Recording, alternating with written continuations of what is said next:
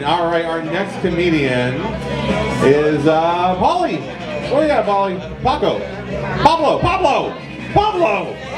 I swear to God, I said Polly on the list. Are you? You're both. Motherfucker.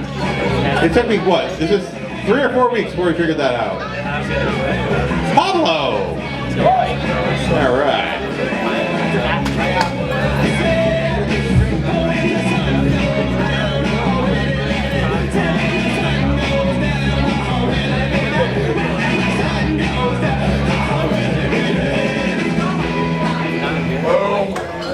Boom, boom, boom. Alright guys, everybody has telling me that my hair and everything, the way how I am, just my hair really, that I look like a serial killer. Like, what's that thing called? It's called No Country for Old Men. And for me at least, I don't like the idea of a serial killer, but I like their features. Like, for a very good example, they're nice and organized. No, they're not nice, but they act like they're nice.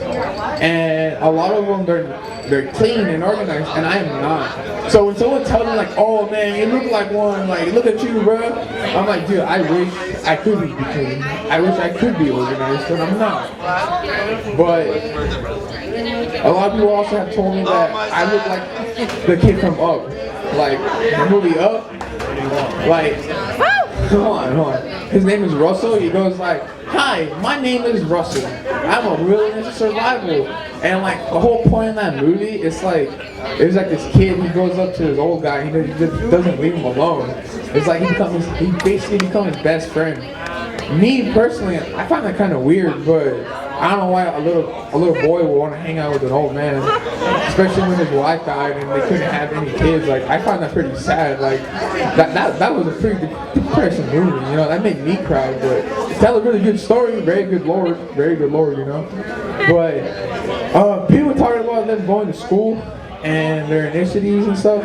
For me, at least, I went to a private school for like 2nd grade to 6th grade, but like I went 4th grade twice. So do the math on that. That's on you guys. But so for me, I went to this private school. It's called Harvest Prep Academy.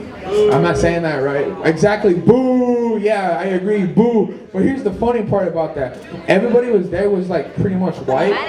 So I thought I was white too until I went to a public school, and then everybody was just free. Like, it was really weird. Like, when I went to we have to line up, go to the class, we have to line up, go to lunch.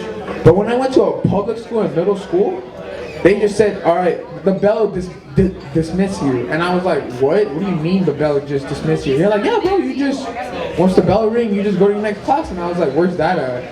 And I looked like a lost puppy. I was like, what? No, bro. So you're telling me that the school that I went to, it was just prison? Like, that's what you're telling me? Like, we had like, so yeah, so pretty much, what else do I got here?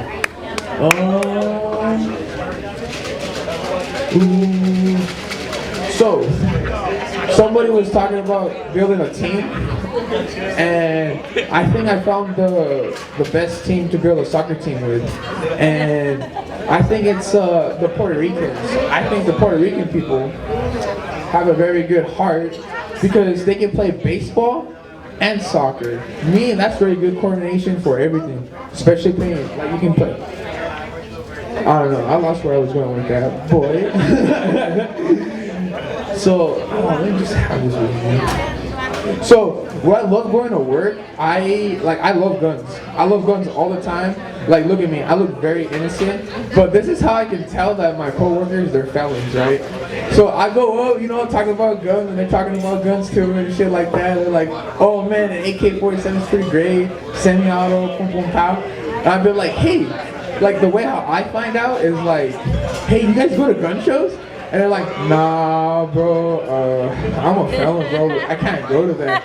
And then I realized, like, and it just hit me like, dang, dude, like, all I have to do is just ask little questions and I can find out about people like that. Like, I was like, damn, you can't go shooting. That fucking sucks, bro. Like, what have you heard?